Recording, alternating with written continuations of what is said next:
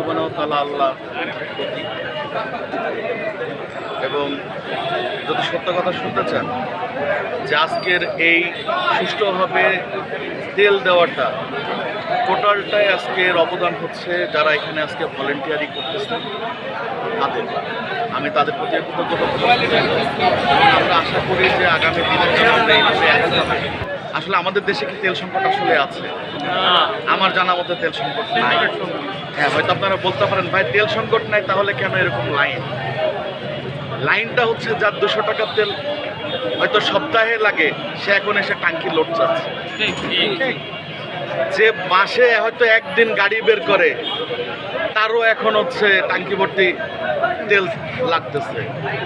সবচেয়ে বড় সমস্যা যেটা হচ্ছে কিছু পাবলিক, আমি বলবো না যে সবাই, কিছু পাবলিক আছে যে পাবলিকগুলো তেল এদিক থেকে নিচ্ছে, আবার কষ্ট করে পেছন দিক থেকে এই তেলটা ঢালতেছে, ঢেলে এসে আবার লাইনে দাঁড়ায় এসে বা সাইড সুইট দিয়ে চাপা দিয়ে এসে আবার তেলটা নিয়ে যাচ্ছে। বিগত দিনে হয়েছে, আজকে হয়তো একটু কম হচ্ছে আমার জানা মতে। এরকম বেশ কয়েকটা ধরে কিন্তু বের করে দেওয়া হয়েছে যে যারা তেল নেওয়ার পরে গাড়ি থেকে বের করে আবার সেই গাড়ি নিয়ে আবার আসছে। এটা হচ্ছে আমাদের সবচেয়ে বড় প্রবলেম। আমি চ্যালেঞ্জ দিয়ে বলতে পারি যে দৌলতপুর থানা, এটা তো অনেক বৃহৎ একটা থানা এবং এই কুষ্টিয়া জেলার মধ্যে সবচেয়ে বেশি মোটরসাইকেল আমি মনে করি দৌলতপুর থানায়।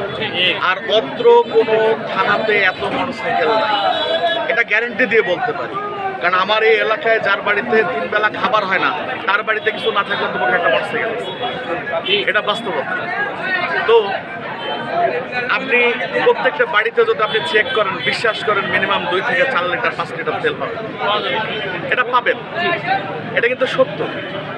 তারপরেও কিছু মানুষ আছে যারা এই যে তেল এভাবে করে টাঙ্কি থেকে ঢেলে অতিরিক্ত লভ্যাংশের আশায় এখান থেকে কম দামে কিনে 250, 300, 400 টাকা করে বিক্রি করতেছে। আমরা চেষ্টা করতেছি যে যত দ্রুত সম্ভব হয় আমরা নিজেরা হোক বা আমাদের যারা শুভাকাঙ্ক্ষী আছে তাদের মাধ্যম দিয়ে হোক, যারা এই সিন্ডিকেটের সাথে জড়িত, সিন্ডিকেট ভাঙার জন্য আমরা সর্বোচ্চ আমাদের মন প্রাণকে আমরা চেষ্টা করি এবং ইনশাল্লাহ তবে যত দ্রুত সম্ভব আমরা এটা করবো। আর অবশ্যই আমি সবাইকে আপনাদের উদ্দেশ্যে যিনি জানাতে চাই সেটা হচ্ছে যে আপনারা দয়া করে যে এই যারা এই সিন্ডিকেটগুলোর সাথে জড়িত, আপনারা তো তেল নিচ্ছেন তাই না, অনেকে এই লাইনে দাঁড়ায় কষ্ট করে লাইনে দাঁড়ায় তেল নিতে হবে দেখে আসতেছে না, তারা ওই সিন্ডিকেট মাধ্যম দিয়ে কিন্তু তেলটা নিচ্ছেন।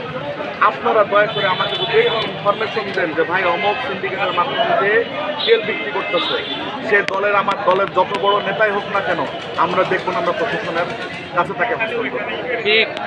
এবং আমি এটা কথা দিচ্ছি যে আপনাদের প্রত্যেকে যারা আমাকে ইনফরমেশন দেবেন, এই ইনফরমেশন দাতার নাম গোপন রাখা,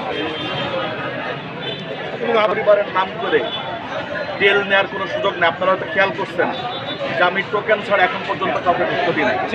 হ্যাঁ, কিছু ঢুকতে দিয়েছি, সেগুলো কারা সেটা আমি বলে দিই।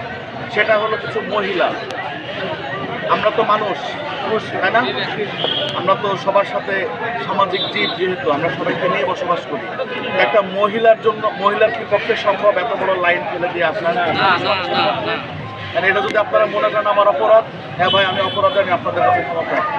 এটা হয়তো 10 থেকে 12 জন হতে এই মহিলাটা আমি ঢুকাইছি, তাও মনে করে যে তাদেরকে কাউকে আধা ঘন্টা 40 মিনিট ওয়েট করাইছি, কাউকে 1 ঘন্টা ওয়েট করাইছি, এভাবে করে করে আমি তাদেরকে তেলটা দিয়েছি। আচ্ছা, বিষয় হলো যে এইটা আসলে উপজেলা প্রশাসনের বিষয়, এমপি মহোদয়ের বিষয়।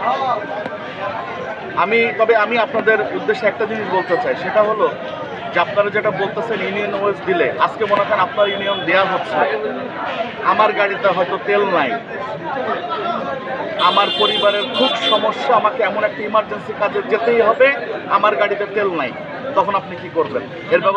এই ব্যবস্থাকে আমাকে আপনারা উত্তর দেবেন, তারপর আমি আপনাদের এই প্রশ্ন করব। সময় বিভক্ত করে দেখা যাচ্ছে 10টা থেকে 1টা 12টা পসিবল না ভাই। আমাদের সবচেয়ে বড় সমস্যা যেটা, সেটা হলো যে আমাদের বৃহত্তম ইউনিয়ন, আমাদের ইউনিয়নটা বাংলাদেশের মধ্যে সর্বোচ্চ 3য় বৃহত্তম উপজেলা আমাদের এই উপজেলাটা, এবং এই উপজেলাটা 14টা ইউনিয়ন মিলে সংগঠিত। সুতরাং এইখানে এইভাবে তেল দেওয়াটা, এটা টোটালটাই নিহত, মানে মনে করাটা বোকামি ছাড়া আর কিছু। ধন্যবাদ।